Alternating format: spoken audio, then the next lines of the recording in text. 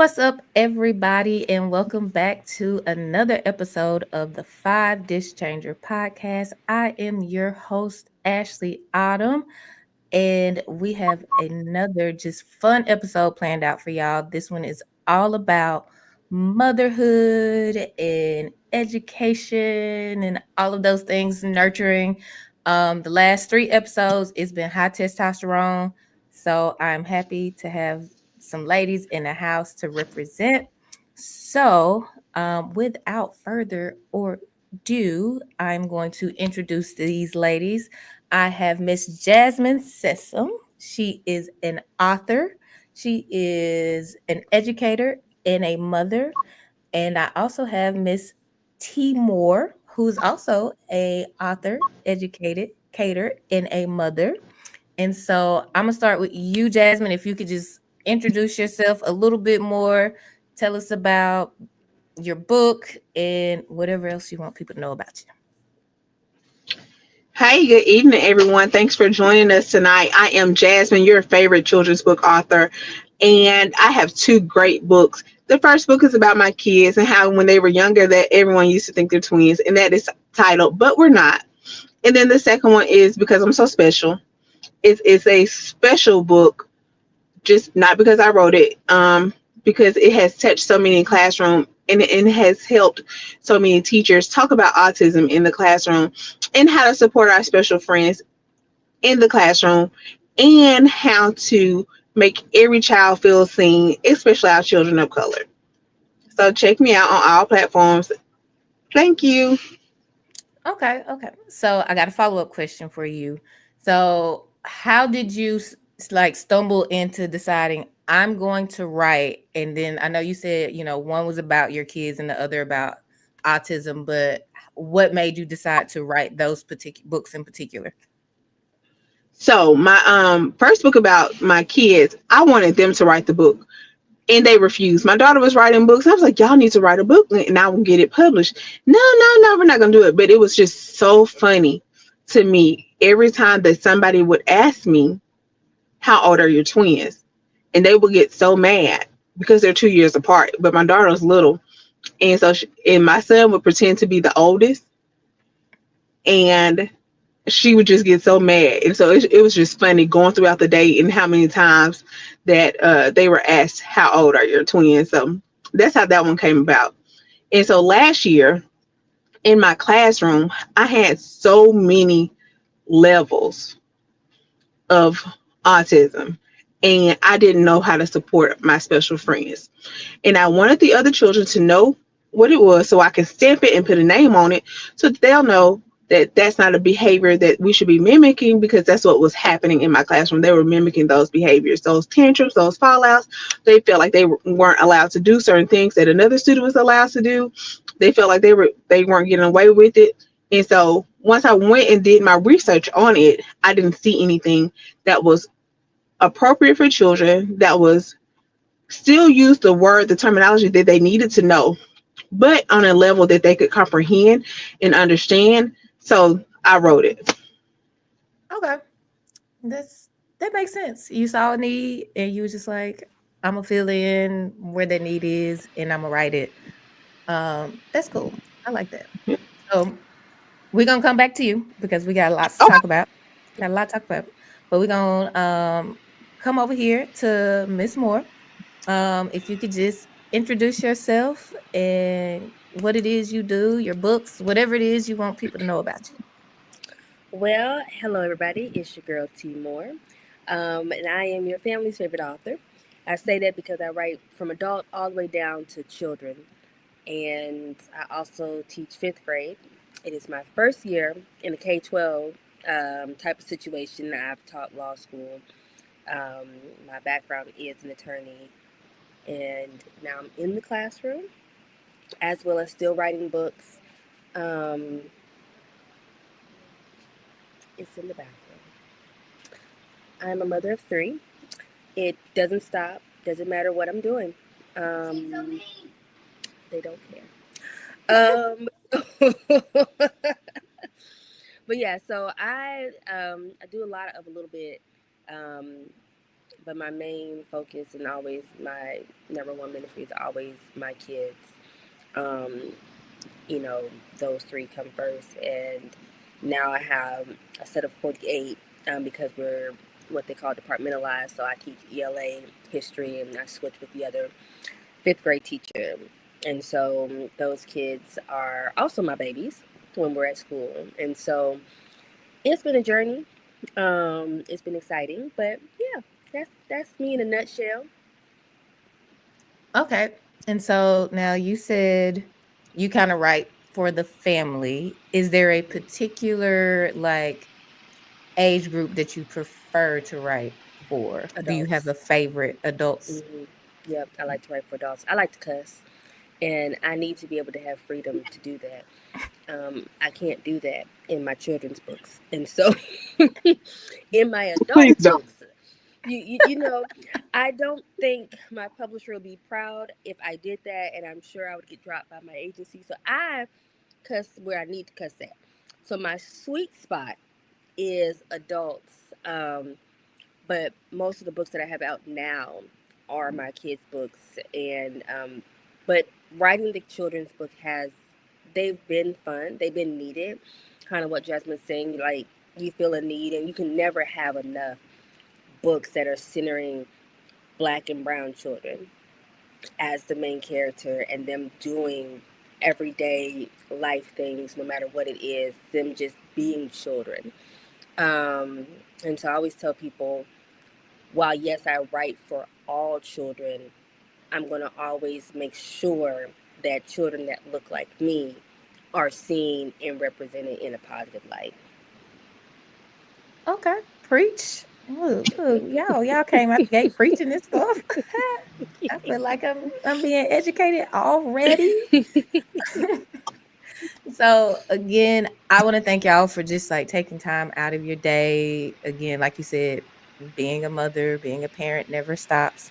So y'all had to carve out time just to be able to sit down and have conversation. So I'm out of respect for y'all's time, we're gonna get into the first segment, which is the fun part. We're gonna talk some music. We're gonna take it back. Y'all were people before y'all were mothers. So I feel like I've had the pleasure of doing it for the 99 2000 with both of y'all at some point. Mhm. Um, so I know y'all got some good picks, and then if y'all come on here front, and then I'm gonna have something to say about it because I'm gonna be like, now I know there's some little Johns, some Walkers, somebody, somebody. We not gonna act brand new, but we gonna have a good time while we do it. And so I'm gonna start with UT just because you Mhm. on my left. You on my left. That's the only reason why. I gotta What pull is out my list. your Go ahead. first song or album? But there's addition to it. Here's a plot What twist. season of life does this song take you or album take you back to?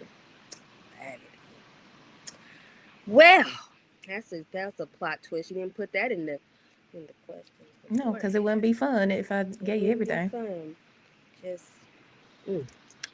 So the first song that comes to mind for me was Waka Flocka's "No Hands." It was something about that song when it came on, like "Girl That Way." I was like, yes, and so that was my jam. And I in that season of life, I think I was just in law school. To be honest, I feel like that was down in Florida when that song came on, and time was had down there in Orlando. It was a good time. I was what, late 20s. That's about all I could really say. Um, but time was had down there that in them parts of the woods. A time was had. A I might time have was had. done it with You no might have hands been with there you. at Roxy down there in Yeah. Orlando. That was the spot when I should have been studying and doing something more productive. I was definitely twerking and dropping it low. But it was a fun time. I feel like in my life before the children, before getting married, um, it was a really good time. A song that's on heavy rotation now. Another song is "Better Wait a Off." minute. Wait a Oh, you minute. didn't tell me that. Let me slow down. My bad. Continue. Wait a minute. We ain't gonna go Mm. through all five of them at the same time. So we Oh, just I gonna thought we was stop gonna there. go through 5. Oh, we gotta talk We about gonna it. go through five, but we gonna bounce back and You have a forth. flow. I got a Mhm. flow. Yes. I Yes, ma'am. I'm a apologize. real podcaster. I got a flow. All right. So we gonna move over to Jasmine.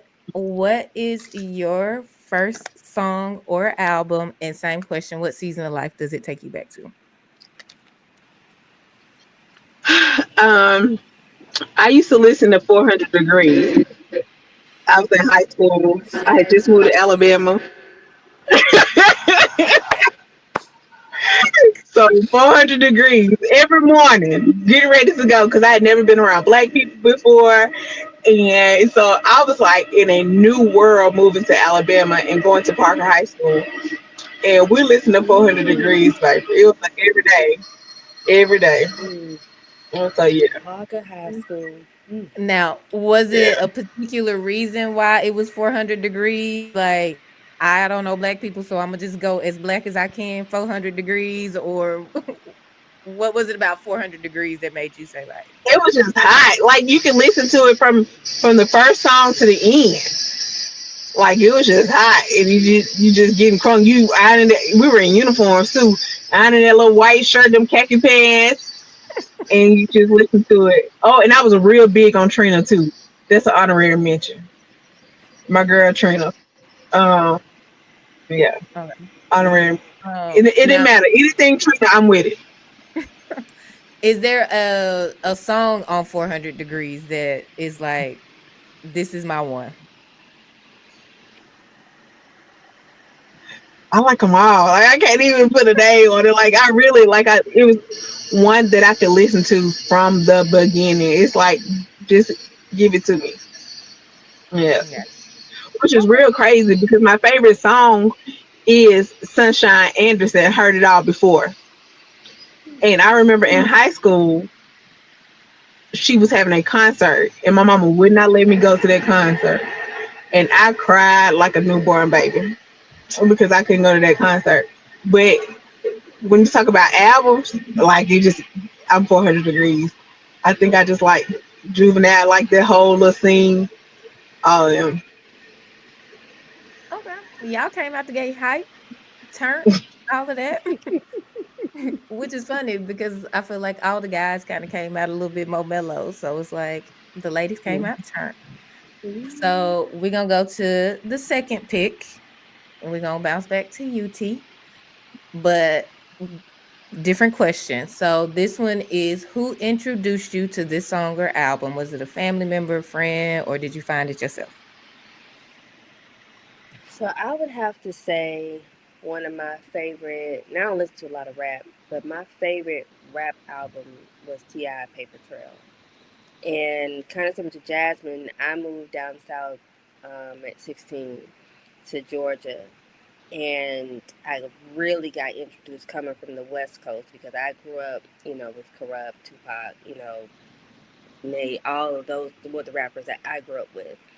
And I remember Outkast um, when they came out, and I was still in California. And girlfriend, still one of my best friends to this day, like introduced me to Ti. This is when Ti like first came out, and I was like, oh, this is different. Okay. Um, but Paper Trail is probably one of my all time favorite albums by him. Um, I just became a huge fan as a teenager. Like really got into Ti's music. It really seemed like kind of an Atlanta thing too. Like I mean he's known across, but it just seemed like you really tapped in where we were into Ti. And I'm guessing because he was really from the city, from Bankhead, as he always talked about in his song, from that area, and you got to watch him grow into the artist and entrepreneur that he's become now. So I felt like the city of Atlanta was the first place where I was introduced to successful looking black people, where I saw black people, because kind of like Jasmine, I ain't never been around a million black people a day in my life until I moved to Georgia. and went to that very black high school. And I was like, whoa, it's a lot of us, a lot of yous, okay? And getting introduced to that, and then dealing with stereotypes. People like, oh, can you do the Seawalk because you from Cali?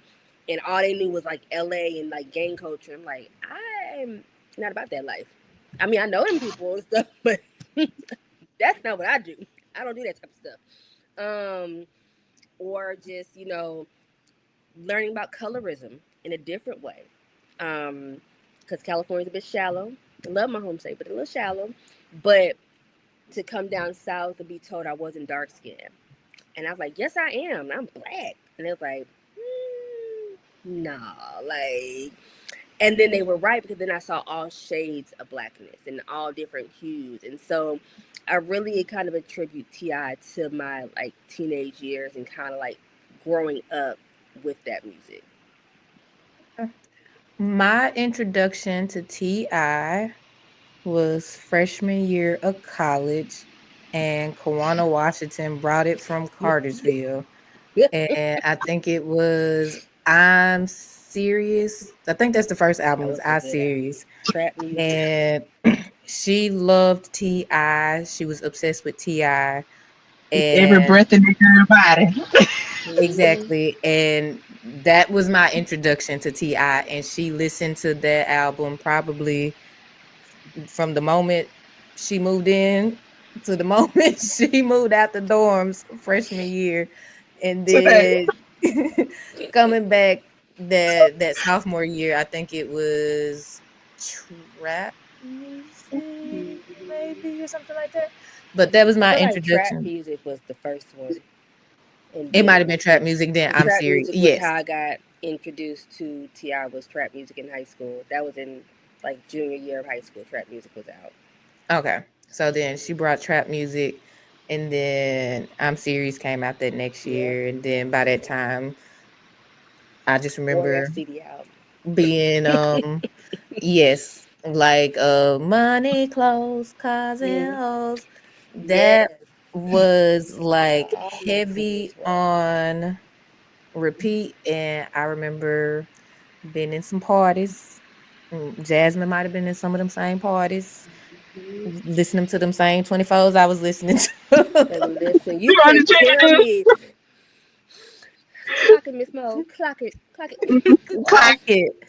So yeah. Listen, you cannot tell me that I was not a trapper. Okay, I too had 24s. Okay, in my suburban house. Okay, um, did I have to say that? Now she put us on mute to go You got to. You ain't Yes, gonna embarrass you got to, cause thank you. You what you're not going to do. me. No. Okay, you're already taking advantage of the time. Okay, you know it's bedtime. Enjoy these moments of my distraction, but don't bother me in said distraction. it was Yes. just how smooth you did it. It was like he was in mid conversation and I just saw the microphone of mute come up and then I saw their head turn and I was like, oh, that's a black mama right there, baby, because it was too smooth. It just reminded me of like when your mama sit in the choir in church and you talking and Mm. they give you that little look and it's like you already know. Let me straighten up. Speaking of Yeah, black right. mom, it's been the best thing ever teaching the predominantly black children. I can black mama those children, and they know. They know. I don't have to say a word. I give them the look, like, and they look. I'm sorry. Yeah, cause why? Cause why? Please have a seat. Appreciate it. Yeah, I Yeah. love it. But yeah, so yeah, Ti was that was my true introduction to for me to the South, moving down south. Okay. So we're gonna go back to you, Jasmine. What is your second pick and who introduced it to you? So on my list, Look at she's so prepared. She got notes. Meanwhile, I'm gonna go with Destiny's Child. which one? Which one? Wait, I was First gonna So one? say Soldier. Okay, so what is Writings on the Wall? We cannot forget Writings on the Wall Cannot. because There is another from the first to the last. Yes. Um, I remember at Jacksonville Soldier when Soldier come out, and I remember making a shirt that got me in trouble. With the mind on that was a bad bee looking for a soldier. Oh, you are? So we had made them little shirts and that and sparkle out and went out to the club to go downstairs in that death trap. But Destiny's Child, oh Destiny's Child, like Beyonce, love her, respect her, get your money too. But I am an old Destiny's Child. Writing on the walls, let me cater to you, all that. So like yeah, I remember just being yeah, Destiny's Child didn't miss for me. So yeah, One of y'all probably catching should. some feedback from something, from music or a TV or something. Ain't neither one I of y'all don't got have phone nothing. up? Children are not near me. It sounds like a train. It did sound like a train or something, but it's gone now. Um, Yes. it's gone now. So I feel like Writings on the Wall was my coming of age album. And I feel like as a black girl from the South, of course we had Brandy, we had Monica, we had Aaliyah, but I feel like Destiny's Child was a reflection of black girls from the South in a different way. Like Brandy and Monica, they were super polished. Aaliyah had like a whole totally different tomboy edge that it was like my mom was like, "No, you're not dressing like Aaliyah." No matter how much I tried to, she was like, "No, you gonna put on what I bought you. You are not Aaliyah." But Writings on the Wall was like just that. I want to say I might have been in the eighth or the ninth grade when that album came out, and yeah, like you said, front to back. I still listen to that album right to this day, like it just came out, like heavy rotation. So that's a good pick.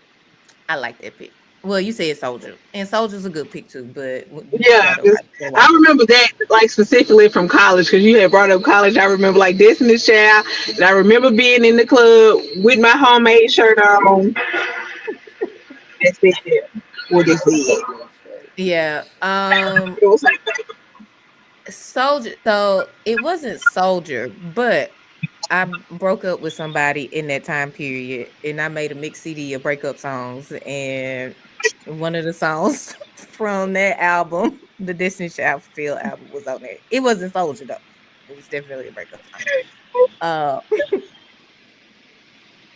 Toxic. Because why did I make 12 songs, invite them right. to a That's enough. CD, and give it to somebody to say I'm breaking up with you? Bye. That was very toxic. Say bye. It That was worked, petty. but that was toxic. He said, I, took, I think he got it after the first one. I don't think it took 12. No, he listened to all 12 of them. Mm. He listened to all 12 of them. I want to know the flow. How did that flow? Because you had to have a flow to it. You had to start off with. Oh Do yeah, you because remember the flow? I do not remember the flow at Because all. you had to put them songs in order. And I did because I feel like I could put a real good mixtape together. So it was carefully curated. Do not get it twisted. It was carefully curated. I remember, I don't know why I remember distinctively that it might have been If I Don't Pick Up the Phone Like I Used to. One of them songs Don't you like that. take it past Yeah, that was on there. I feel like it was probably some Keisha Cole or somebody God, like the beat that was that you on go. So there. like I should have That cheated. was the hut. Probably, That's what I that's feel like giving. that was. Hmm. Don't act like you know me. I'm just saying. I'm just saying that's probably the song from Keisha Cole that was probably on there. Probably, Hmm. highly likely, but yeah, that Perhaps. that was a toxic time. But we're gonna keep it moving. Keep moving. So, Thank God for growth. Amen. hallelujah. Okay, going back to T. What is your third pick, and what did this song about who you were at the time? Mm. So I would say Yolanda Adams. Um, I think I know it just starts with "Alone in the Room." It's just me and you. What's the name of that song? Need Just to talk to you, ask you Yeah. for your hmm guidance. That was a phenomenal album. Um, one of many gospel albums I like and love. But that song in particular, I don't know. You know, as a teenager, you feel like life is hard, and so I felt like life was really hard with my little 15-year-old breakup happening, and my cousin had passed away. We had saw her like a couple of days before she died, and that song kind of carried me through her passing. And so I would go back to Yolanda Adams um, often, or any gospel song really, or any type of worship when I need a reset. But that one in particular is definitely a song that I use to reset myself to get back centered. Um, and so for me, that's what gospel has been for me.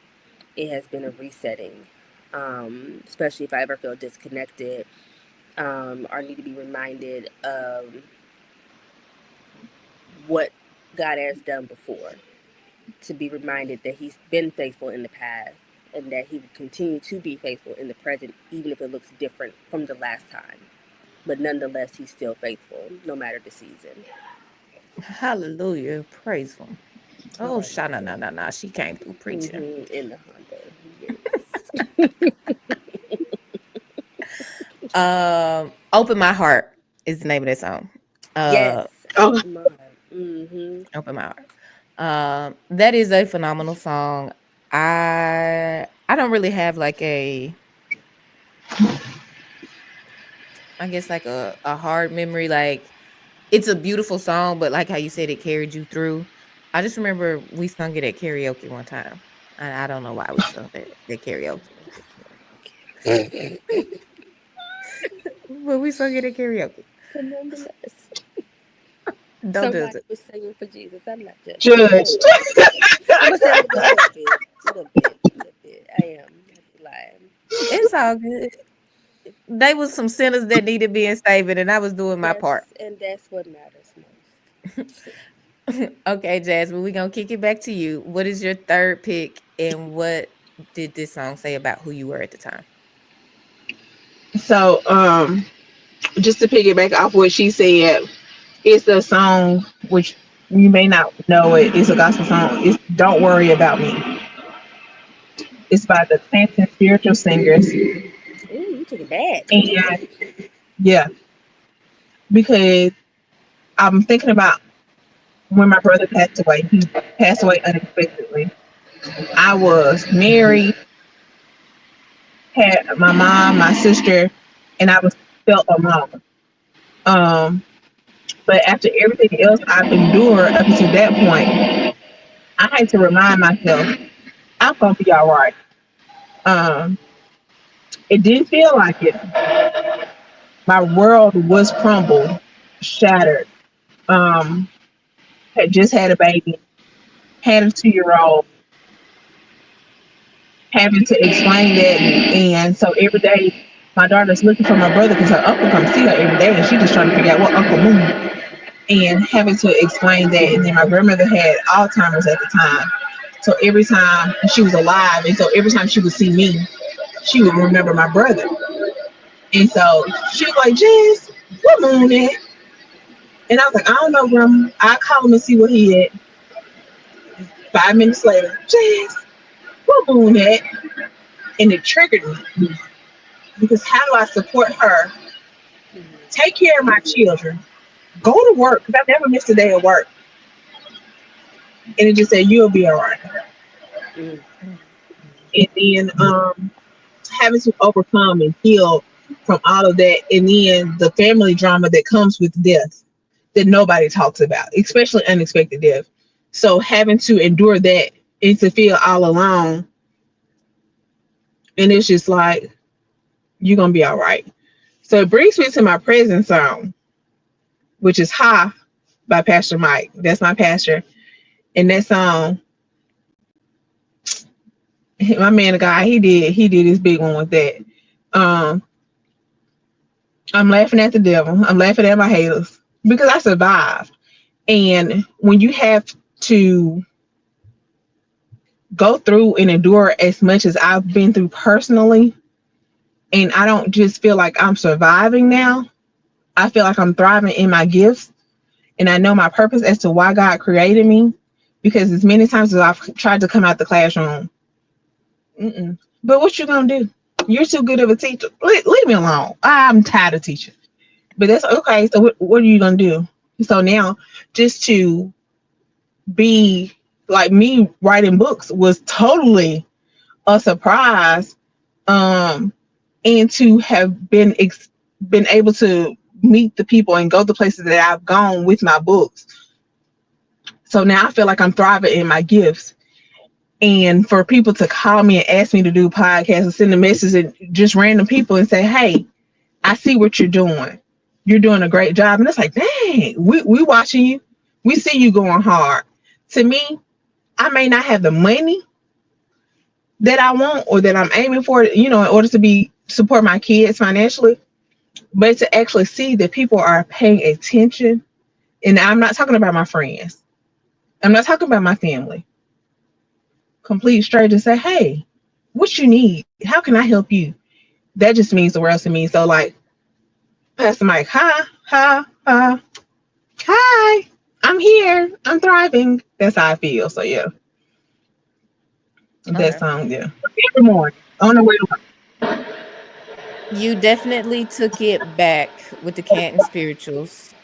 And that made me think of that song they got, Fix It Jesus. Ain't that them? Fix it, Jesus, fix it like you said you would. work. Um, Yeah. Yeah, I'm I know not that one. sure if I know the one that you said. I might know it if I hear it. I'm not gonna pretend like I know all of the Canton spirituals catalog.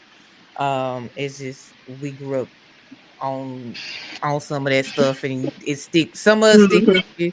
But I don't think Canton Spirituals was in heavy rotation. Just a couple of those songs. Um, and I've heard a couple of Pastor Mike's songs. I don't know if I've heard Ha, so I'm gonna have to check that one out. I'm gonna have to Yeah. give it a whirl. So man, y'all took it from the trap to the church, from the trap to the church. Listen, we This is gonna what you drop call we gonna multicultural. raise high for Jesus. Okay, listen, we is here. You don't know what's on that playlist because I got Gracie's Corner, and it will turn into Oh, something else. Okay, listen, there be a whole thing. We found Jules TV. Okay, we got them I kid bops. I don't have kids, but I must say, Gracie be vibing, and then she went and put my boy Power Wall on the track. Listen, I I found missed this it. I other gotta go see one. it. You gotta see it. But I found this other one with the kids called Jules TV. And it's this song with the three little pigs and they like rap. I promise you it go hard. It's so good. They got the marching with the ants. Then I found a little Afrobeat one for kids. Baby, these kids songs ain't what we had growing up. Yeah, Okay. my They've got some seasoning to them now. my little cousin's Mm. kids, they listen to Jules, but I know Gracie's Corner, and I guess because I was introduced to Gracie's Corner first, so I Yeah. try to keep up on different little kid stuff. So if by chance I'm babysitting somebody, I know, okay, we need to put on some Motown Magic, some Gracie's Mm-hmm. Corner, or something Mm-hmm. that's gonna get you seated Bopping. long enough for your mama to come back, or like you said, 5 minutes. But I feel like Gracie's Corner typically keep kids engaged for Mm-hmm. longer than 5 minutes. And I like Motown Magic too, but that might be more for me than the kids because it's Motown and they be playing all the little Motown songs on there. But yeah, y'all, you gotta hear the Power Wall or Gracie's Corner featuring Power Wall, Feature. and Mm-hmm. they on the tour, the Gracie's Corner tour or whatever live, and I saw a video where they had an actual club DJ in there, and the kids was responding like we was. So let's just say it was Wheels on the Bus, and he'll be like, the wheels on the bus go round, and then he'll drop the music, and they be like, round. It's like, wait a minute, not the baby's ready for the club already. baby, that's day 99 for the 2000, honey. It That, really is. They that was are. what Baby Shark was for them. Ooh, That not was that baby they. shark. Don't bring it up. Whew, I'm so glad we moved on. Took a long Okay. time. It's very long because I was like, my God, please find the sharks, y'all. Please. So we're gonna get into track number 4. We're gonna go back to UT. And the extra added on question to this is, if this track played in the movie of your pre-mom life, what would that scene score? So you had this song. If your life was a movie pre-mom, what scene would this movie be in? Or what scene would this song be in? Mm. Ask Jasmine. Come back to me. I gotta think about that. Jasmine, you may not be ready, but I know I'm not ready. I got it. I got it. It Just would what? be little baby emotionally scarred, and it would have to be a scene where after a breakup, that heartache, and you trying. It's like I'm just emotionally scarred. Like I've had enough. Like I didn't do it enough. So that song would be right there after a Oh, good little breakup. so would the scene be like a Tyler Perry breakup type of scene, or like, cause Yvette he's crying and baby boy. okay. He don't love me no more. Like it gotta be one of them. I done had enough. I don't deserve this. Like, yeah. Baby, you Gotta done thought about that. You must have done listened to this song and had an association of baby boy She because you had a came off whole, the so hip. she was prepared. baby boy. Y'all know I love Tyrese too, which is I'm surprised. People be so surprised, but I absolutely love Tyrese. But baby boy, it's all life. No matter what. My pastor used to put baby boy in all his sermons. Like it didn't used to be so bad, so funny that it resonates. No matter like you point out a scene, it's a baby boy. It's relatable. And that's part of it too. It's like it's the fact that it's so relatable. And now that in hindsight, it's like, man, that girl really endured a lot just to have a man, a piece of a man at this. So, Yeah, that is true. he like Very, very true. All right, young back to you. not about 40 year old life. I know a little better now. Oh yeah, in the 20s, it just be crash out mode. Just Yeah. prefrontal cortex not developed, Yeah, all messed up. So you just be making decisions. all over. Mhm. I think if I was thinking about my pre-mom life and its soundtrack, I think for me it's gonna be a party scene, and it's gonna be Trey Songz "Say Ah."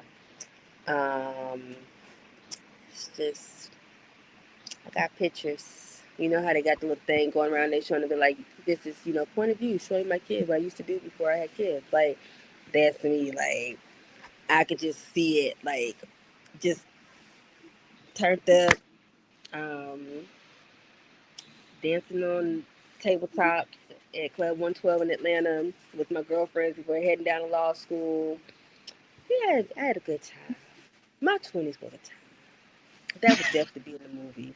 It would be a montage of like party scenes, a riding down Peachtree in Atlanta, All Star Weekend, like watching the guys hang out their car, you talking back to them, and it was just it was just a time.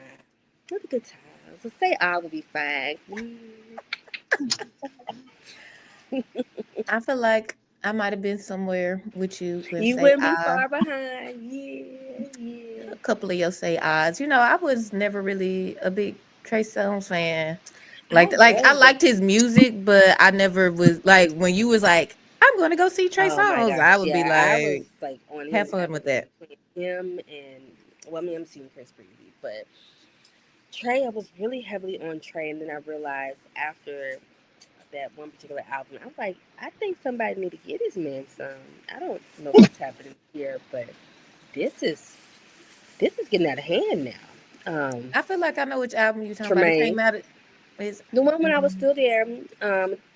It was the what was this? Neighbors Know My Name song. Who was that? Who was that album? Whatever that album was. That was like the last album that I I bought think that from album him. was white. The cover was white. Yeah. Well, I don't I know. do I have feel like two he thought he was installments. R. Kelly at some point, and he started trying to be R. He It just got a just little weird. It just got a it little weird. got weird and it made me sad because I was heavily um on in Trey Songz bag. It was the Ready album. Yeah, that was a good Yeah. one. I feel like whatever came out in 2012 or 13, he came out with an album. It might have been a little later than that, 14 or I think the 15. one That 15. album was like super weird. Like you said. Yeah, it's just it started to get a little weird. So I like him first album up to the one when I before I left Florida in '09. Like So that the period. Up Until Neighbors Know Your Name. Yeah, that was Yeah, about because his. I listen. I didn't I was sheltered. Okay, a little sheltered. So when I got to college, I made up for lost time. Okay, there was a lot of phases that happened um, in my 20s that was happening, but a time was had, and I have pictures here and there. I'm sure others have pictures too. Um, Nancy, you was partaking in some of my shenanigans with me Yeah. as well. I shenaned. I ain't even We gonna lie. definitely shenaned. Um, remember the first time I had Patron shots? I don't do tequila no more. I don't do that no more. But tequila was me and that Patron. Yep, good times. Good times. Say ah. Y'all got laughing in the comments at our shenanin. They laughing at our shenanin. Keeping it These are safe. y'all's educators. Mhm. They is teaching y'all What did kids. Kiki Take say? care of I'm a y'all mother, children. but she's a mother. I am teaching them babies. I sure am. I had them saying Tevin Campbell. So did we had a '90s day. We were saying, "Can we talk?" And now we're going to talk about these already. Can we talk about it? Let's get together. Let's talk about it. Yep. Teaching them Talk kids about it. that Teach stalker them babies. song. I got to make sure they're being raised properly. It's my job. All right. So last pick before we get into the next section. So this is pick number 5. We'll start with Jasmine this time. And the follow-up question for this one is does this song I'm sorry, does this song still resonate with who you've become today or album? Um, for that type of song, I think I will go with Beyonce Flawless. Oh, that's my song. Um, I put it down on the list because at one point it took a little time to get to that point of self confidence and knowing who I am and being able to identify what I want and what I don't want. So I didn't appreciate it as much then because it was just basically trying to be a baddie, independent woman. But now I see it and I wake up and I'm flawless. No matter how many scars I got, no matter how many bruises, how many setbacks, I'm flawless. So yeah, That's my it's song. with me. I feel you on that. Like if I want to feel invincible, I'm gonna cut on Flawless. And then I'm gonna put on the original and the remix back to back, so I can let Nikki verse ride because I like the poetry break in the original where she I can't think of her name, Shimandi, can't think of her last name, but she does her thing poetry on there, but that remix, and I got to give Nikki her credit, the girl can rap, and so when she come in and then Beyonce start, yeah, that's my song. So good pick, good choice, all good choices, but that's my song. Let's kick it back to you, Miss Timor. That is so hard. Um, I was kind of like scrolling through some of my songs and just kind of thinking like, is there a song or maybe even an album? Um, so got a couple happening. So I would say something, a song, an album that I really enjoyed that kind of I was to sit down and listen to it again now with where I am in my phase of life would probably be Destiny's Child. Not Fulfill. I think it was just Destiny's Child when they first broke off and Oh, became with the Survivor trio. I think and so. The Independent black, it's the Women. black cover. No, Nah, that's that was Destiny not. Fulfilled. That's Destiny Fulfilled, right? Hmm. So there was a song I remember on there. I was going through a breakup, of course. Um, again, but anyway, but like listening to something like that now, and then listening to the Tiana Taylor new album, it's like, okay, all right, we're gonna be okay. We're gonna be all right. And so that's kind of what those songs serve for me right now in this season of my life. They remind me how you guys been saying, like, I've been through some things, but I'm gonna be all right. And so to see or hear music like that, and just you hear the genesis of whatever the relationship was to where they are now, is something so empowering, especially as a mom. Um, you just like, I'm doing this. Like I didn't bossed up. Like yeah, like and you just remember who you are. And so for me, that would be probably that Destiny Fulfilled album, Tiana Taylor's new album, and SWV's. A You lot of can SWV. only put five I put them CDs all in. together. I put That is not all how it of works. them together. I break rules. You It's a can mixtape. Tell it's a It's a mixtape. mixtape. then I gave okay it On up. one then CD. I gave it It's up. on one CD. it's on one CD. You keep putting stuff in the little dish changer. This is 2003. You cannot put all that stuff I in one slot. put all the songs on there, and so you just have to accept it. I've already said it. No takebacks. Mm. Hey, now see if your students had followed rules like that. Ooh, Oh, teachers child, are the worst. Teachers are the get absolute out. worst. We don't take Yes, we instructions are. well at all. Talk during meetings, everything. Absolutely. We were doing that today during a meeting. We was. I do. I break Yeah, rules, yeah. which is bad because I am a lawyer. I probably shouldn't have You said that out should. loud. Yeah. Take it But back. I know the Repeat. law. Take it back. I retract my statement, Your Honor. Strike it from the record. When I was a kid, It's live.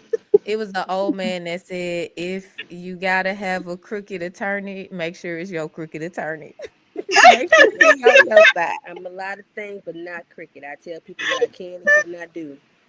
If you're looking for me to help you with criminal stuff, you're gonna go to jail. Not my ministry. I don't do that. Mm, Trademarks. Got you. Don't call me for that stuff. You're gonna go to jail. mm. Absolutely. Well, I'm glad you laid that out there because you might have been Yeah. my first call, and now I know. Call Don't let it anybody be other me. than. You can't keep Anybody up other on than. retainer. Can't keep on retainer. Better call it. At all. What's that? Money Top just dog going down the law. drain. Top Right. dog law. Any criminal attorney tap in. We need you. We need you in pocket just in case somebody. Yeah, don't call Exactly. me. My first phone call sound like she gonna snitch. Probably. Get Probably. me to the trap. Let's go back. Go see what Ti talking about. He got somebody Yeah. for us. Yeah, I'm Right. not the one. I'm You gonna went to tell the it. You're school of right. Ti is still out here gonna snitch as the attorney. Absolutely. I'm not going to She's Before we outside. jail. Before we go into the next segment, you brought up the attorney. So one of the attorneys from the YSL trial just had a baby, or she's pregnant with one of the defendants. So she defended the guy, they fell in love, and now she having his baby. So I just saw that What? before we got on this call, and I was like, That's all right. interesting. So that is Hmm. my celebrity, non-celebrity tea for today. Um because he was nobody famous either. Um, so yeah, Dang. just bad life Mm, choices all the way around. Maybe it's love. man, Maybe it's love. Maybe it's I'm real. gonna just assume that she in her early 20s, fresh out of law school, making terrible man, decisions. life decision. Now she's stuck. Anyway, Then that she's that's stuck. her Okay. business. That's her business. That part. I ain't gotta take Hmm. care of them kids. Might have to buy 'em some school supplies before school start, but I ain't gotta take care of them. Smiles and push. So we're gonna get into some cultural combo. So, like I said, that first part, the 5 discs, that's the fun part. But I wanted to make sure that it was not about motherhood because y'all got y'all own identity and had an identity before y'all start pushing babies out. But this cultural conversation, we want to get more into just motherhood, creativity, and education. This is free flow, so y'all answer, you know, as you wish. I'm not gonna be like, oh, how about this? Or you just jump in and answer. So the first question is, what is one lesson from motherhood that completely surprised you? You don't care as much. You really, I really thought I cared. Not necessarily like I care about my children, but certain things like I would let my child do this. I would never, baby. Sometimes a piece lick the dough. Will it keep you quiet? Okay, do it. Hush. Like you know, you really learn with children to pick and choose your battles. Every battle is not meant to be fought. I'm not fixing to argue with you if you're just purposefully going to want to wear. I'll never forget one of my kids. Her shoes didn't match her outfit, and I asked her to tell me bye, and she's got out of the car, and she had reached that little age of she didn't want to say goodbye to me, and I felt away. And millennial parents were very petty. Some things just something we do, and so I told her, "Well, that's why your shoes don't match." And rolled up the window and like and rolled off because I was so sad because she wouldn't tell me bye. Um, but it just chose. But she was comfortable in that, and she taught me how to just embrace her style, how not to like force. As best as my opinion, like I'm still here to like, guide her. It will guide all of my kids and like, do that. But there are just some things where I just gotta let it happen for them. And so for me, has that translate for me as a person, as a woman, is also for me knowing which battles are really worth my time. Where am I really putting my energy into? Whether it be this job, whether it be a relationship, whether it be something like, is it worth it? It's something so beautiful that we lose as when we become adults, that genuineness of really just going with the flow. And kids have a way of just tapping in to who they are, but it's the grown-ups around them that, obviously that ruin it for them because it was done to us as we got older. It's somebody's opinion about something. And so letting and kind of watching my children kind of be themselves and grow into themselves is helping me feel more comfortable being my true and authentic self as well. Okay. I feel like child number two. Was it child number two that had on them shoes? No, it was one. It was one. Oh, I'm Yeah. surprised. I feel Now like two like to match, and three definitely like to match, but one we just let her be. all right, she gonna be in fashion or something one day. Oh yeah, she Perhaps gonna figure it out. I don't think so, but perhaps. What about you, Jasmine? Is there anything about motherhood that just like completely surprised you? It's just like, no, didn't see that coming. The strength that I gained for being a voice, um, Mm. for myself, because it's certain things that I would allow to happen to me. But once I had children, I'm like, my children can't see me allow that. Like, that's not the type of example that I want to be. So I had to learn how to voice up, speak up for myself, use my voice, but yet again, in a way that was firm, but not the angry black woman, because I had been so angry for some long that that's not the example I wanted to be either. So it's like I had to learn that. And then another thing I had to learn is how to communicate. Um, because I didn't know how to communicate. I wasn't brought up in a family that had conversations.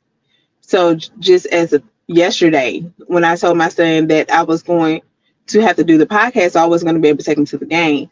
I was like, we honor our commitments. That's just something that mommy committed to. Like, this is what we're doing. And it broke his heart. Like, he's crying because he doesn't get excited about most. Now, that little girl, she want everything. She want to go everywhere. But for him, I was just like, man, what am I going to do? And so I had to own that, his feelings, and have that conversation with him, and able for him to express to me how he felt. And that's something that I didn't anticipate, but yet I made the commitment because that's something that I wanted to have. I wanted dialogue. I want to have conversations. So in the event that my children get 16 and he's at the football game, they can come home and tell me what happened. When he's off at college, they can come home and say, call me on the phone and say, Mama, X, Y, and Z is going on, because they don't have to be afraid. And so the strength I wasn't anticipating, the strength that I got to own my own voice, and then the strength that I got to actually be an open communicator. So yeah. I like that because I feel like we millennials, so we had baby boomer parents, and they just weren't hearing it. I know in our house, it was just like, "'Cause I said so," and shut up. Right. Mhm. What you mean, you XYZ? Why was you over there anyways? And it's like, look, the lesson has been learned. The building Yeah. is on Right. fire. Like, please come get me. You ain't got to worry about me coming back no more. But the open communication that you're speaking about, I do appreciate when I see millennial parents like really working and striving to like make sure that those lines of communication are open, because I think it is very important. Like, how many bullets would we have dodged if we could have just sometimes picked up the phone and said, "Hey, Mhm. let me tell you what this food is," Mhm. or whatever. Right. Yeah. Um, who child? But we're not gonna unpack my trauma. Because then I might have to join you. Right. Then we have a different show. That's for a different episode. We gonna stick with motherhood and education. We ain't gonna make it a therapist. So now representation is at the core of both of you all's work. How do you like bring that into your parenting and into your art?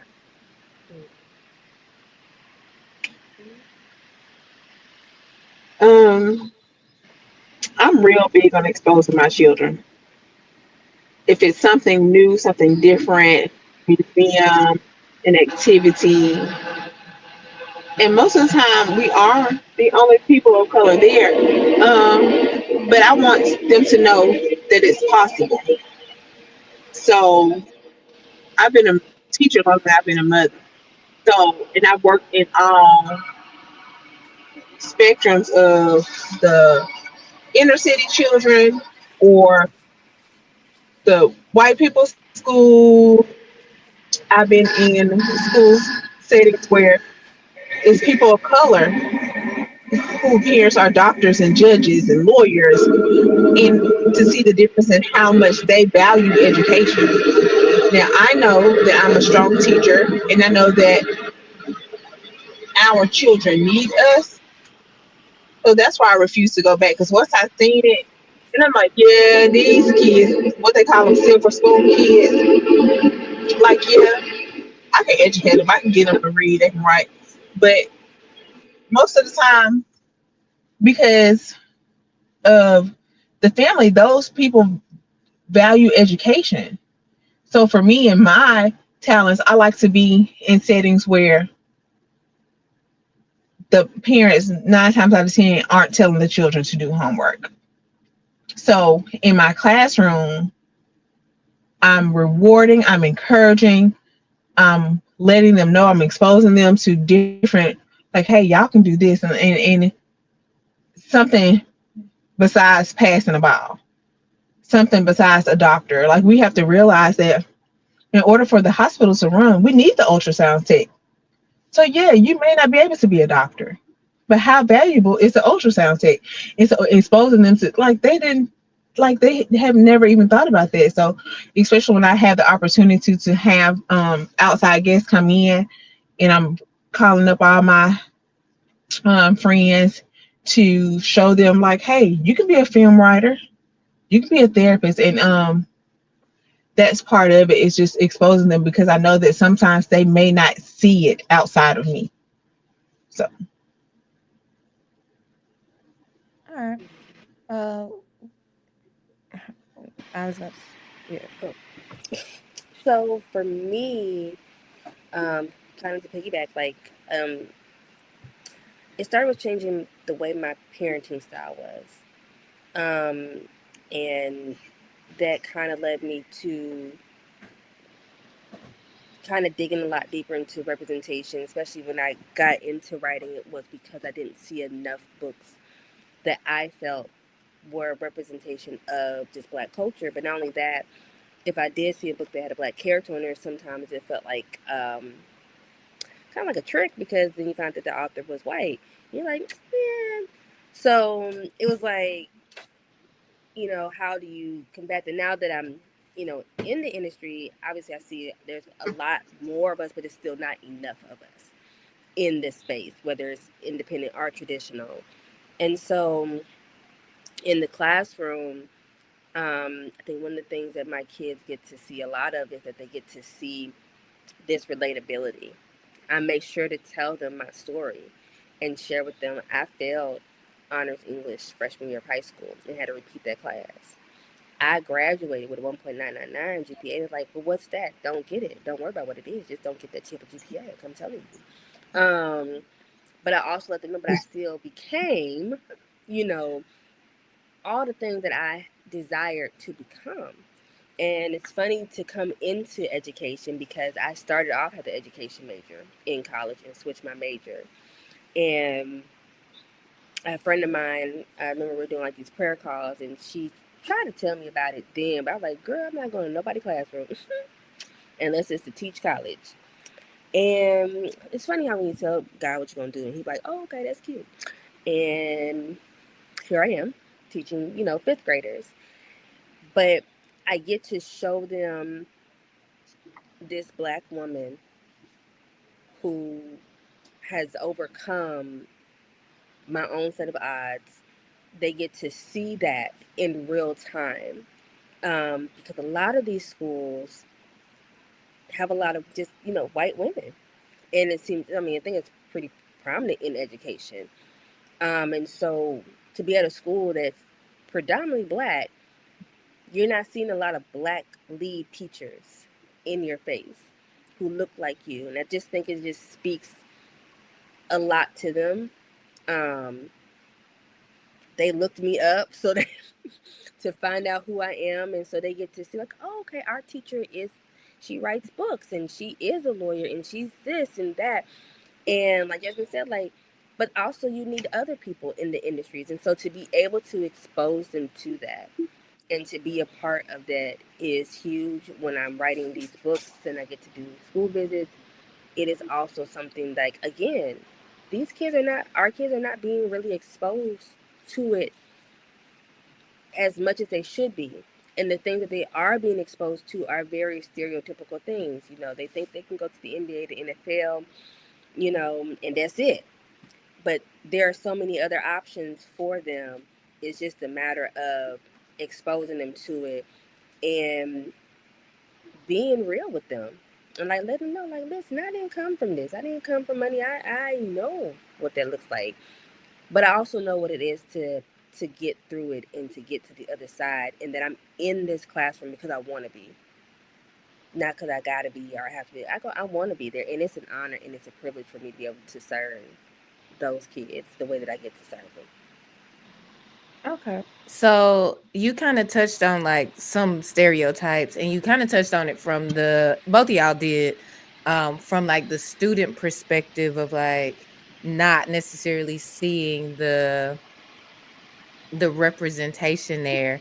And so my next question is like, what is one myth that y'all would like about one about Black motherhood and then about Black educators that y'all would dispel, where it's like you hear this come up quite a bit about Black mothers, about Black educators, and it's like, but that's not even remotely close to being what it is. For me in my life, if I can get rid of anything, I will get rid of, from the mother perspective, of women keeping the fathers away. Um, there's something that I'm learning. You can't make a man be a man, and I don't have the option to be a mom. It's not optional for me. I don't get to pick if I'm a mother or not. Today, I had to not only go to work, I work with my kids. I had to take them to the work with me. So I never get that break. So in between that, I'm trying to plan for my job. I have to prep for my job. Oh, but then, mommy, I got a meeting today because I want to do band. Oh, mommy, I want to try out for this. So boom, boom. Oh, I got to feed these kids. Oh, let me figure out something to eat. Like, and so that's all on me. So as a mom, I would love to have a partner in this. I would appreciate a partner in this, somebody that's dependable. So no, if I can get rid of anything, it would be the fact that women, honestly, and I know my friend group, not only myself, we're not keeping them from their fathers. We can't make a man be a man. Um, and then from the educational perspective, that it has a teaching has become a joke.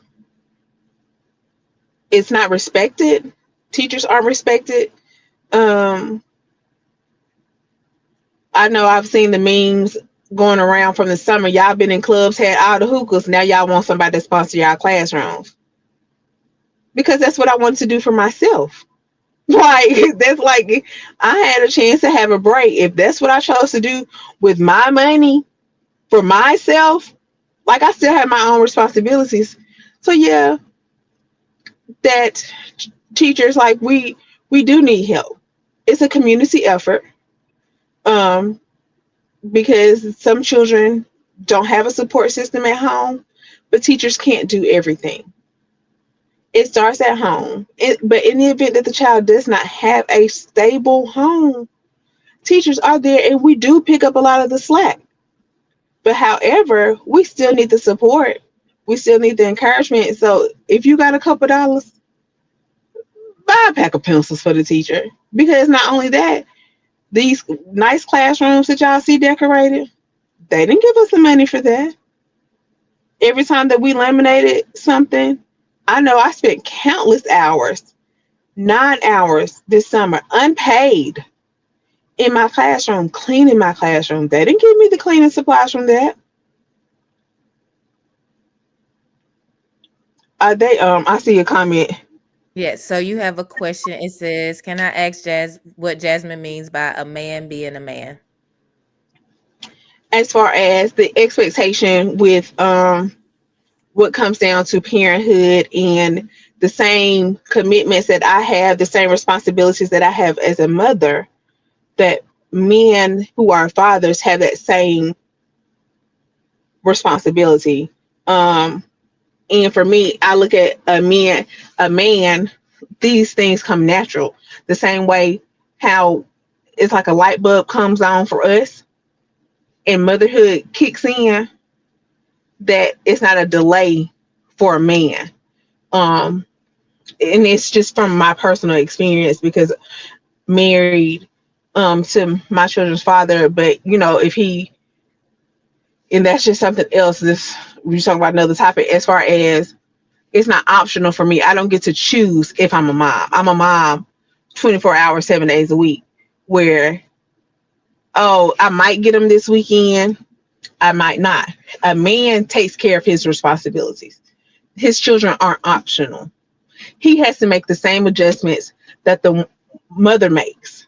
It's a partnership. That's what I'm saying. So as a woman, I can make the adjustments. So it would be fair, it would be nice, it would be easy to be able to co-parent in that aspect. And then sometimes we just don't have that. So that's what I was talking about. I can't make a man be a man with the being responsible, being accountable, respectful of his children and their feelings, that type of thing. That's what I was talking about. Thanks for that question, Duran, and thank you for answering that question, Jasmine. Um, T, is there anything that you wanted to include into any of what she said, or even the original question about the myths, dispelling myths? Mm, not really. I mean, I am new to the K-12 side of the house. So I am still kind of navigating some things um, and learning some things. I will say that I have saw the little memes stuff that goes around. I've never been that parent that questioned my teachers, my kids' teachers having a life, um, because they're people. Like this is their job. What you do after hours is what you do after hours. So you should go have fun and do things. But I can't tell you how much I've spent so far of my own money to get my classroom together that I got 2 weeks before school started, with less time than that to get it together, to make it look like something. Um, we don't have the funds that people think we do, and so to go to the store and buy a pack of pencils that at the time be on sale and they cost like, I don't know, $1 is not in comparison. Like if we're gonna start counting pockets and wallets, we can count pockets and wallets, but I guarantee you, them school supplies are gonna cost less than what you spending your money on. So just buy your baby some school supplies. Because if they got the latest Jordans, then you can best believe you could buy some pencils, some paper, some highlighters, whatnot. Um, so I definitely agree with that. And then as far as like navigating like this motherhood, I think some of a lot of the conversations I've had with moms is just that we don't always feel safe to be able to feel like we can just say certain things about being a mom without judgment happening. To be able to say like, I just needed a break. My kids got on my nerves today, all the way on my, like, and feel free of the judgment that some people have, because I've been met with someone, well, you asked for this life, you asked for these kids, and it's like, relax, relax. I know, I did. I'm so tired. I Right. there's a mental load. Like nothing changes. Two things can be true. I am tired. They are on my nerve. The last good nerve too. At that, like it's gone, snatched. Like, but there's so much like, when I've have asked for like someone to come help me clean the house.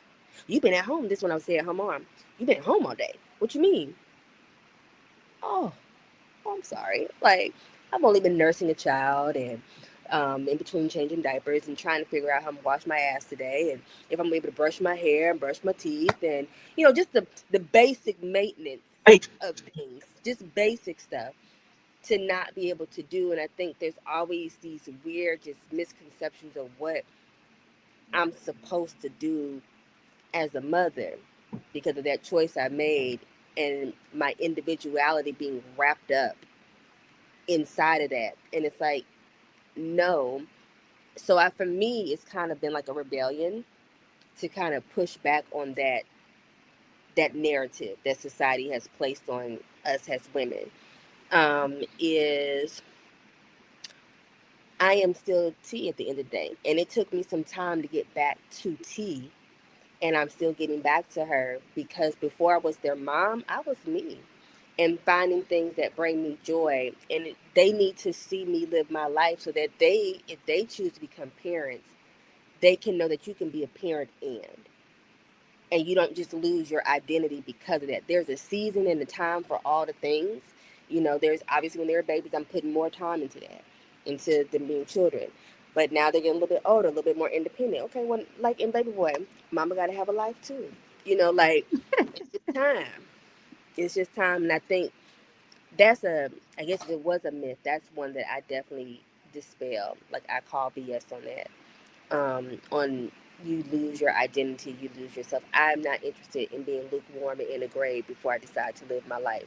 Now that the kids is gone and out the nest, okay, well now I'll go after all my dreams. No, they get to see me be an author. They hate when I go on tour, but they love that I'm on tour, right? Like there's this thing of, oh, my mom's an author. Oh, but you leaving us. And I mean, they full blown tantrums happening, rolling on the floor, taking my suitcase and throwing my clothes out. Like it'd be a whole situation when I have to leave the house. But they get to see that though. And I would hope that when they get older, how cool that was. And I didn't wait till they was out of the house to go live my life. So Yeah. I just, There's a question in the comments for both of y'all, but I'm gonna circle back to it because I feel like y'all brought up something that I want to touch on. It's a good segue into another question that I had. And so y'all talked about basically like the balancing act of motherhood. How do you guys protect your creative voice while showing up for your families? yeah, that's good. I would first say there's no such thing as balance. That is actually a myth and an illusion. I think it becomes down to priority.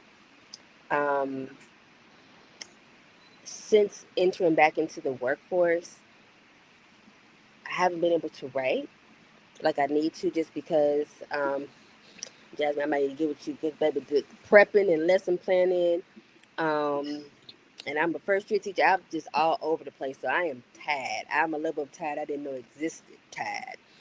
Um, but I still listen to music, or when I have moments, or like when the kids are with their dad, I'm able to watch my own shows. And I draw creativity from like TV shows, or from listening to songs or like scrolling social. So that's how I'm able to protect myself, protect my creative voice, because I am a creative, and being in the classroom allows me to be creative, because I have to find creative ways to teach the kids. So for me, it's been about trying to figure out how to pour back into myself, because right now a lot of my time is being poured into everything else, and I can't give my craft the full attention it deserves like I would want to. So the only thing I can do is draw, watch stuff or listen to stuff to keep the creative juices flowing, um, so that when I get ready to tap back in, I can lock all the way in. Okay. For me, my car is my happy place. So my kids know once we get home, you're gonna have to give me my 30. Um, allows me to think or not think for a little while before I have to get into homework while they go get their snacks. Um, just to do nothing for my 30. Um, and then I'm strong and strict on that bedtime at 8 o'clock. Um, just because I allow them so much time to consume in my day that if they're down by 8 o'clock, then usually I can wind down around 10. So that gives me my time to do what I want to do, what I like to do, whether it's watching TV or scrolling or writing or doing anything that I need to do for my classroom that I can do at home, that I'm real strict on that. So yeah. Okay. I'm not a mother, but I am a creative. And if y'all have not unlocked the power of Chat GPT, I'm gonna tell you now, even if it's just to data date, don't. So sometimes it's like I'll have an idea and I just kind of put it in there so it can organize the idea for me and it cuts so much time. So even if you just play around with it and say, I want to write a book about, and then you're literally talking to it as if it's an assistant. So, like, I'll read something and say, like, this morning I did a blog. So I had an idea and I was like, I want to write a blog. These are the ideas that I have. And I was able to keep kind of going back and talking to it and saying, no, take that out, redo this. But I want to add this, touch on this. And that helps me as a creative, especially like with the podcast and stuff where it's like working full time. Sometimes I have an idea, I might be in the car, and then I just kind of pick up my phone and then speak it in the chat GPT so that idea is there to come back to. So could help, could not help. If it don't help, then I ain't even give y'all that example. That I ain't even give y'all that helpful, unhelpful thing to do. But before we get into wrapping it up, um, I want to get back to Duran's question, which is how can parents, because he got a lot of kids, I know him, he got a bunch of them. How can we as parents support teachers outside of just buying supplies, which we should certainly do? I think support your teacher. If your teacher is asking for you to read the extra 20 minutes, there's a reason why your teacher's asking that of you. Um, if your teacher's coming, your child's teacher is asking you to get your child these services, it's a reason. Because some of us are in denial. Yes, all labels aren't good. Um, but let's not be in denial. We need to own it because we are our child's first advocate. Um, so and I had to do that for my child as well, especially when it comes down to behavioral issues. Because my boy, he was doing his big one at the folks' school, knocking them out left and right. So I like I had to, it's like, hey, I see something. Like, 'cause like I said, I've been a parent, a teacher longer than I've been a parent. So yes, I noticed that these behaviors and it's not conducive to a classroom. So especially when it comes down to behavior, um, training your children to respect the authority. Like, yeah, it may be okay for your child to follow it at home, but it doesn't work for a classroom. So you got to be able to tell your child no without having to be combative. Because I've been in situations like, but I don't want to. It's like, hey, it's lunchtime. Get the lunch. This is recently with the fourth grader. Get the lunch. And you having to spend 15 minutes telling a fourth grader to but I'm not hungry. You can throw the lunch away. Just by law, we're required to give you a lunch. You have to have a lunch at school or we can get in trouble. And having to spend 15 minutes debating with a fourth grader about a lunch. Well, from me, in my perspective, if an adult is asking you to do something, your response is yes, ma'am. No, ma'am. Yes, sir. No, sir. Like that's the things and teaching them manners, and it's just like the little things, letting them be children, and I that's the big thing too, allowing them to be children. They are exposed to a lot, um, and getting them the help that they may need. That's something else. That's another big one for me because now that because I'm used to teaching the little, so now that I'm in fourth grade and I'm here with the big kids, they're like, Miss Elson, I almost got shot yesterday. And I'm like, huh? But why do you know that? Like our house got You broken out in Birmingham City? What is? into. Yeah, Yeah, well, yeah, yeah, yeah. yeah. And so, or like my daddy did, my daddy got killed. Like these are the conversations that I'm having the first week of school. And so it's like, are you okay? Do you need to talk? So for you to not, for a child to meet somebody within 3 days and this is what they're expressing, they need some support. So I'm going down, I'm talking to the counselor about, hey, what I just heard. And then they said, well, we try. So as a parent, some stuff is not about us. So I just feel that in order to help the classroom, you have to be aware of what your child needs to sum it all up. And I we would want say to, community. Yeah. Oh, go ahead, Ashley. no, I was just going to say, and we want to thank you because that fourth grader just would have been starving, baby. Because I'm not fighting with you. Then don't eat. And that's why I While you I not was a there. sub, but I didn't do elementary school. I did middle school because they juvenile still, but they old enough to be like, all right, you just gonna starve. I'm not playing with y'all. So Yeah.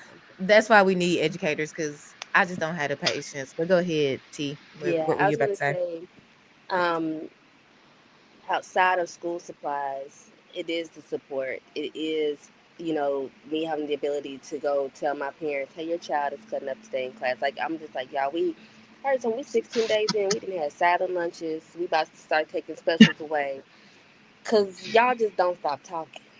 My God, they can talk so much. And but it's helpful when I get a response back from a parent that says, "I did talk to them. You shouldn't have any more problems." Now I'm gonna have a problem. Um, I know you talked to them, but they coming back with a problem tomorrow. But I appreciate that you did at least talk to them, because it does take away from instructional time. It takes away from what I need to do with them to get them done. If I'm having to spend time on getting you to get quiet and get focused. Um, and you are old enough, you are fifth graders. And like Jasmine said, to not be in denial. There are, I may not have been an educator as long as I've been a mama, but I volunteered very heavily at my kids' school. And I'm around children enough. I have a child who has an IEP. Um, Listen, please be aware of your child. Don't be so in denial that you won't get your baby the help that they need, whether it be medication, whether it is an IEP or 504 accommodations, like something. Because again, that goes to helping with that classroom management. And it makes it easier for me to set that tone for the children when me and the grown up in their life is in partnership and are as invested in that child's success. Volunteer, come up to the pull up. I'm at a school that allows volunteers, like that parent volunteers, to come in and help out at our school. So okay, thank you for announcing that. Like that's important. So like being seen. Yeah, you don't have to wait. I'm on a meeting. Why are you over here? Stop. No. Um.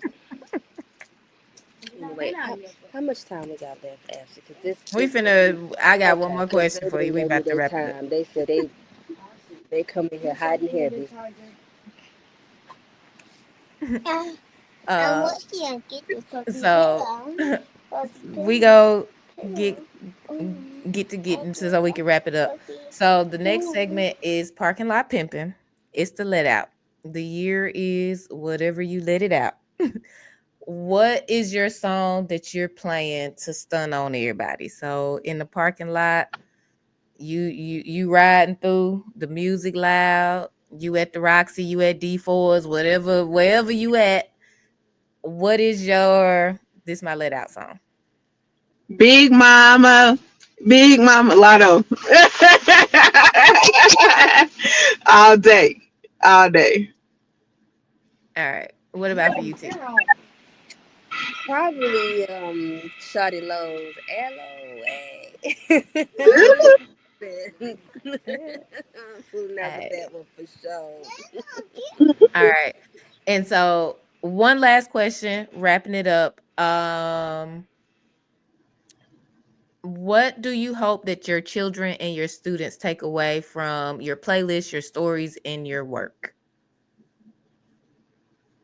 That's good. Um, I hope that they will know that you don't have to be boxed in.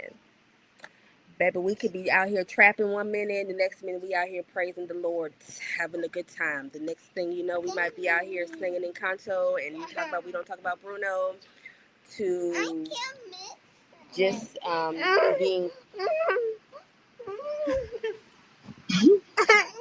This is wild, y'all. Do you hear me? This is Hey, you might as well wild. let that little cameo happen, baby.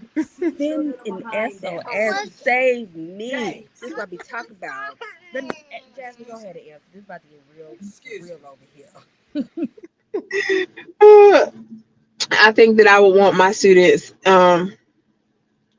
to know, and my children to know, that you can overcome. Um, your present, your past pain doesn't have to be your present permanent space. So everything is possible. So All right. anything that you want to be.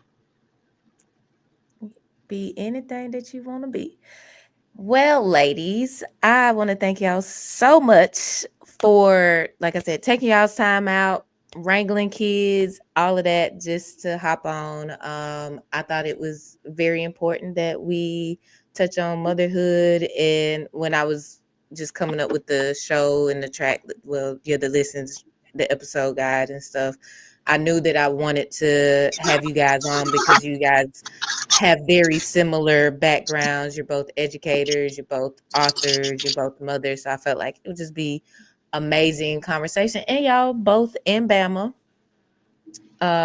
So definitely wanted to tie that all together.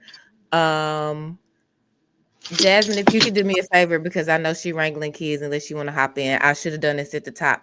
I do not know any male authors, or I know male educators. My brother's a male educator, but if y'all could just shout out a male author really quickly just to show love and support.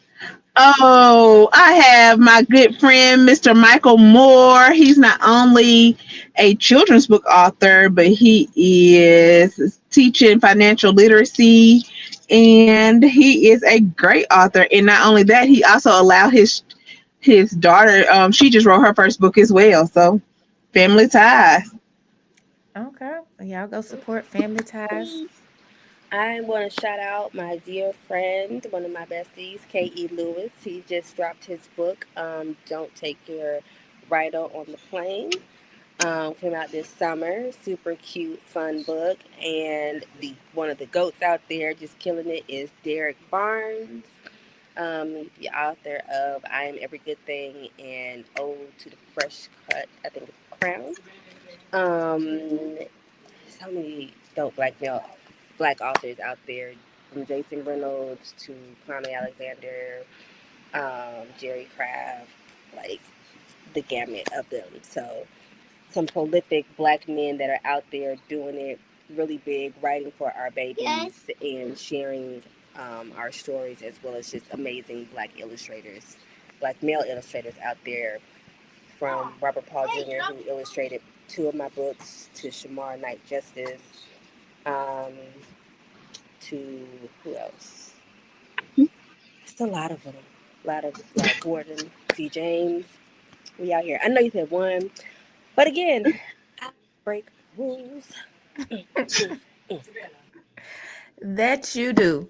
Well, thank y'all for that. Again, I should have done it at the top, but I want to make sure if there isn't representation from either gender that we are showing love and letting people know, like, them gender wars, that's for the internet. We really do love each other. We actually know people and support each other and all of that. And I feel like if we change the narrative, then that help our kids too, because they need to see black love, healthy black love, and all of that. But if you tuned in and you made it this far, or if you listening the next day, I want to thank you for tuning in. If you drop by for a second, I want to thank you for dropping by for a second.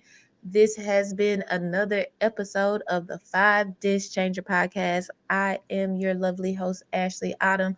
I have Miss Jasmine Sessom, Miss T Moore. Y'all make sure y'all go get them books, go buy them books so they can make some more money so y'all don't have to go buy school supplies. Even though I feel like y'all president taxing y'all president, I'm trying to figure out what I pay for because I pay a lot of taxes, so y'all don't have to go buy supplies. But that's a whole nother podcast for a whole nother day. Again, thank y'all so much for tuning in and showing up. We're gonna play the intro music. Give me like 2 minutes after the fact. I just want to make sure we wrap up and I let y'all go properly, and we'll be done.